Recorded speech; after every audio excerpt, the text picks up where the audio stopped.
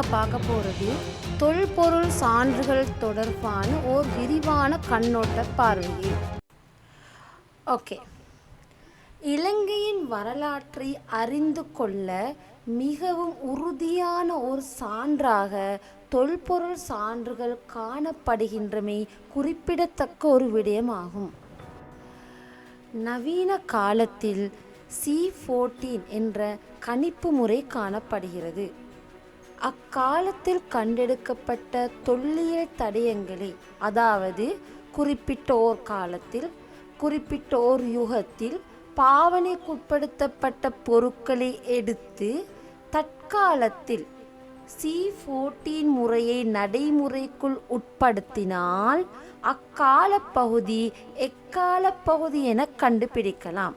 ஆக இதை வைத்து அந்த காலத்தோட பொறுப்பாவனை எவ்வாறு காணப்பட்டுச்சு, எந்த அரசன் அந்த கால பகுதியில் ஆட்சி புரிந்து இருக்கான், எவ்வாறான உலோக பாவனை காணப்படுகிறது, பொருளாதார வளர்ச்சி எவ்வாறு காணப்படுகிறது என வெவ்வேறுபட்ட காலப்பகுதியின் நிலவரத்தை அறியக்கூடிய வாய்ப்பு நிலவுகிறது.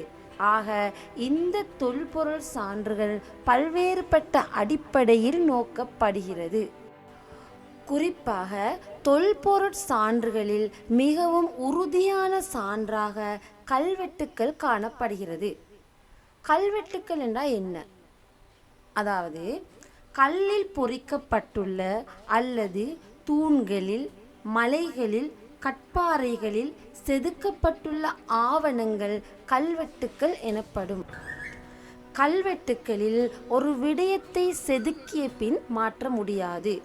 ஆரம்ப காலத்தில் மலை முகடுகளில், கற்பாறைகளில் செதுக்கப்பட்ட ஆவணங்கள் பிற்பட்ட காலங்களில் இரும்பு, பொன், பித்தளை, செப்பு என பல்வேறுபட்ட உலோகங்களில் இந்த கல்வெட்டுக்கள் பொறிக்கப்பட்டுள்ளன.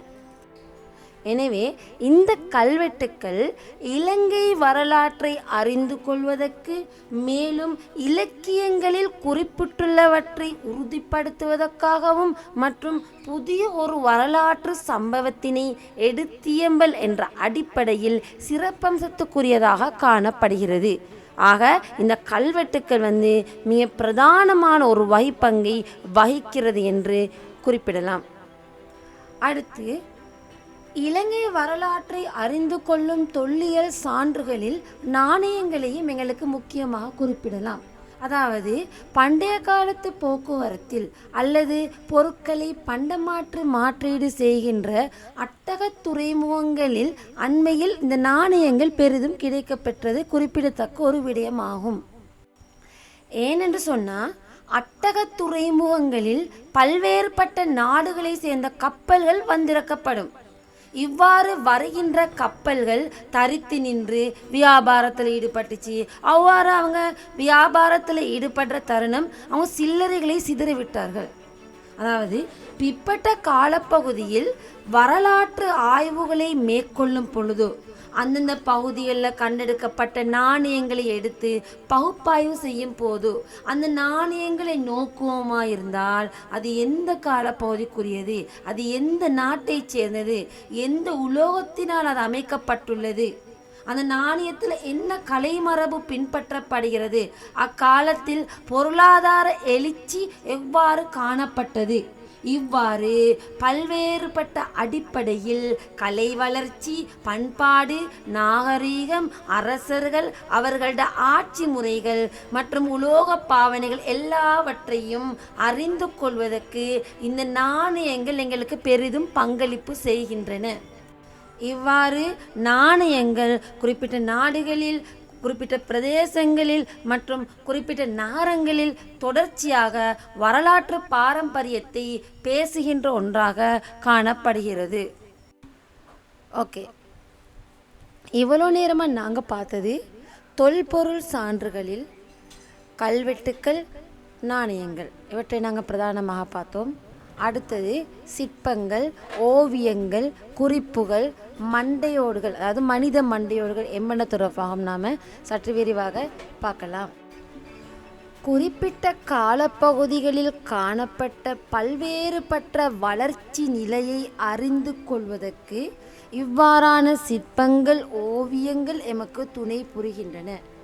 எங்கட முன்னோர்களின் ஆடை அணிகள், கலையாற்றல்கள், அவங்க பயன்படுத்திய ஆபரணங்கள், நிற பயன்பாடுகள் மற்றும் சமய நம்பிக்கைகள் என்பன பற்றி அறிந்து கொள்வதற்கும் இந்த ஓவிய சிற்ப செதுக்கல் கலையம்சங்கள் எங்களுக்கு பெரிதும் உதவுகின்றன.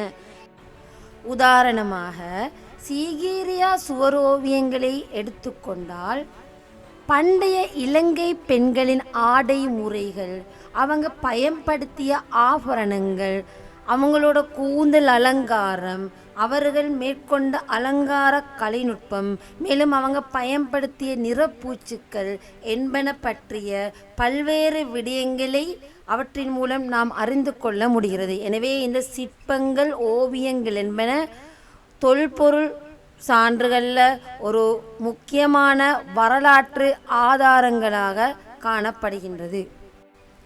அடுத்து நாங்கள் பார்க்க போகிறது மனித மண்டையோடுகள்.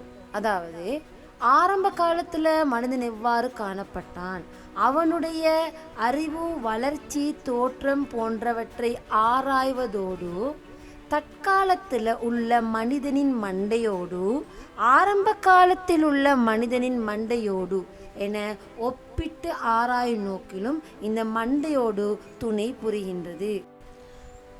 மேலும் அழிந்தும் அழிய முடியாத கட்டிடங்கள், அதாவது பாரம்பரிய ராசதானிகள், மக்கள் வாழ்ந்த இராச்சியங்கள், அரண்மனைகள், ஒல்லாந்தர் கால கோட்டைகள், போர்த்துகேய கோட்டைகள், அனுராதபுர மிகுந்தலை பகுதிகளில் இவற்றில் பலதை காணலாம். அதுபோல இந்த நாச்சாத்துவாவி, பொலன்னறுவை பகுதிகளில் பல்வேறுபட்ட தடயங்கள், மன்னர் காலத்தில் பாவிக்கப்பட்ட குளங்கள், தடாகங்கள், பொய்கைகள் மற்றும் இந்த பொருட்கள் போன்றன எல்லாமே ஏதோ ஒரு அடிப்படையில் புராதன காலத்து வரலாற்றை பேசுகின்ற ஒன்றாகத்தான் காணப்படுகிறது என்பது குறிப்பிடத்தக்க ஒரு விடயமாகும். அடுத்து ஈமச் சின்னங்கள், அதாவது இறப்பின் போது மனிதனோடு சேர்ந்து புதைக்கப்படுகின்ற பொருட்கள் மற்றும் உடல் உட்காத வகையில் பாதுகாக்கும் பொருட்களை போடுவாங்களா, அல்லது உடல் உக்கும் வகையில் பொருட்களை இடுவாங்களா, அல்லது கிரியைகள் சடங்குகள் செய்து காசு அல்லது பணம் அதுக்கேற்ற பொருட்களை புதைப்பாங்களா என பல்வேறுபட்ட முறையில் ஆராய்ச்சி செய்து ஆராய்ந்து குறிப்பிட்ட நூற்றாண்டு காலப்பகுதியில் இவ்வாறான முறையில்தான் ஒரு இறந்த மனிதனை புதைத்து இருக்கிறார்கள். இறந்த பின் அவர்களுக்கான வழிபாடுகள் இவ்வாறு தான் மேற்கொள்ளப்பட்டது என ஒரு முடிவுக்கு வரலாம். எனவே கடந்த கால மனித வாழ்க்கை முறையை வைத்து எதிர்கால வாழ்க்கை முறையை கட்டமைக்கக்கூடியதாக உள்ளது. எனவே இந்த ஈமக்கிரியலும் ஒரு நாட்டின் வரலாற்றை தீர்மானிக்க பெரிதும் உதவி புரிகிறது என்பது முக்கியமான விடயமாக உள்ளது. இவ்வாறு கல்வெட்டுக்கள், நாணயங்கள், சிற்பங்கள், ஓவியங்கள், குறிப்புக்கள், மனித மண்டையோடுகள், ஈமச் சின்னங்கள் மற்றும் தாளிகள், பெரிய பெரிய பாத்திரங்கள், பாலடைந்த குளங்கள், கால்வாய்கள் போன்ற அனைத்தும் தொல்பொருட் சான்றுகள் அடிப்படையில் இலங்கையின் வரலாற்றை அறிந்து கொள்ள பெரிதும் துணை புரிகின்றன என்பது குறிப்பிடத்தக்க அம்சமாகும். ஓகே ஃப்ரெண்ட்ஸ், நாங்கள் தொல்பொருள் சான்றுகள் தொடர்பான விரிவான விளக்கத்தை பார்த்தோம். இதுக்கு முன்னாடி நான் 4 வீடியோஸ்கள் வரலாறு சம்பந்தமாக அப்லோட் பண்ணியிருக்கேன். அதில் உள்ளடக்கத்தை நாங்கள் பார்த்தோம்னு சொன்னால், வரலாறு என்றால் என்ன, வரலாற்றை கற்பதற்கான மூலாதாரங்கள், வரலாற்றை கற்பதன் முக்கியத்துவம். வரலாற்றை கற்பதற்கான மூலாதாரங்களை நாங்கள் 2 வகைப்படுத்தி பார்த்தோம். அதாவது இலக்கிய மூலாதாரங்கள், தொல்பொருள் மூலாதாரங்கள்.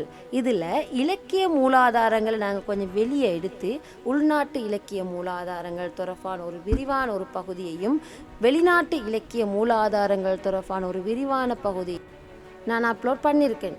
இதில் லிங்க்ஸில் நான் கீழே டிஸ்கிரிப்ஷனில் நான் போட்டு விடுறேன். தேவையானவர்கள் பாருங்கள்.